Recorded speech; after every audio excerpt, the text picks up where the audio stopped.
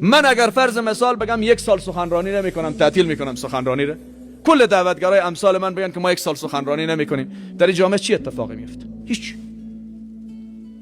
یک امام بگه من امامت نمیدم، ولی اگر 1 سال طبیبای ایش کشور بگن ما دیگه طبابت نمیکنیم، میفهمی چی کار میشه در این جامعه؟ چند هزار نفر در بستر مرگ و میر میره. 6 ماه شرکت های ترانسپورتی بگه ما توقف میدیم، دیگه مسافر نمیبریم، دیگه طیاره پرواز نکنه در این وطن. میبینی چی اتفاق میفته؟ تأثیر اینها در این جامعه است، نقش اینها در این جامعه هست. نباید اینها را به دیدی کم بگیریم، دست کم بگیریم، باید تقدیر شوند، قدردانی شوند.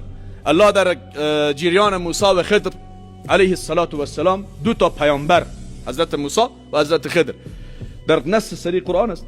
وقتی که اینا وارد کشتی میشوند، داستان کشتی رو همه میدانید در قرآن، در داستان موسی و خضر، اولین کاری که میکنن احترام به مو کشتیران است. نمیگن که بخی بلند شو که مولا 2 تا پیامبر آمده اینجی، تو چرا باید کشتیرانی بکنی؟ نه، احترام به مو مقامش، احترام به تخصصش، احترام به مو. من اگر کل علوم دنیا را بلد باشم ولی دریوری بلد نباشم، محتاج یک دریور هستم که باید مرا انتقال بده از یک جا به یک جا. 300 نفر میرن به حج، همه اگر حاجی با تقوا، متقی، خاص الخاص باشن که با مو بالاترین درجه تقوا باشن، در اختیار سوار بشون، مگر میشه که خلبان رو بگن بخیز تو که ما برادر کل ماستو کرده تقوای ما بیشتر است که ما ببریم؟ نمیشه، تخصصش هست. ما باید احترام بگذاریم به همه رشته ها و همه عزیزان و جوانان عزیز ما. این ضرورت جامعه ما هست.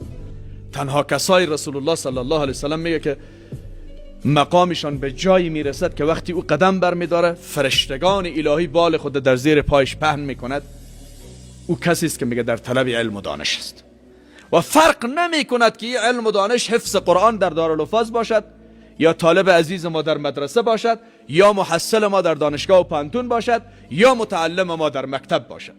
این گپیست که در ذهن ما تزریق شده که ما فکر میکنیم تفکیک قائل میشیم بین هر علمی که بشریت به او ضرورت داره، نیازمند است به او، یعنی مو علم واجب است، لازم است، ضروری است که ما باید بخوانیم و بدانیم.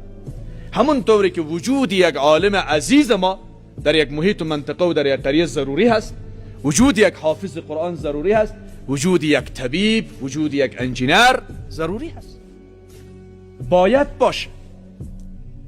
و حتی در بسا موارد تأثیر کار مهندس، تأثیر کار انجینر و دکتر از من دعوتگر و ملا کرده والله تأثیرش بیشتر است.